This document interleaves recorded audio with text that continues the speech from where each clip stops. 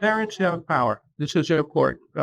Parents are not hope are not powerless in the place of this. And I always, when I'm talking to parents, I say, listen, you can act on three levels. Firstly, you're the CEO of your own home. You control what you buy. You control what comes into the home. It leads to those eating.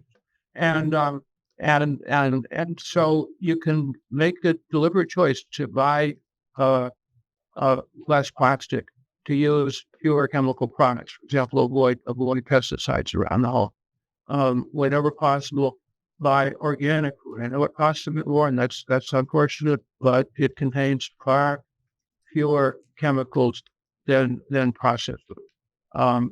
Don't use plastic bags when you go to the market. Take a cloth bag and bring it back and reduce your plastic footprint. Secondly, you can operate at the level of your town, your city, your state. You can work with your town meeting if you're in New England. You can work with your legislators if you're in other states to, for example, ban synthetic turf fields at the school, use fewer pesticides at the school, convert the dining facilities away from plastic and back to metal cutlery. And finally, the third level is that we're all citizens. We're members of the wider society, and we have the power to vote.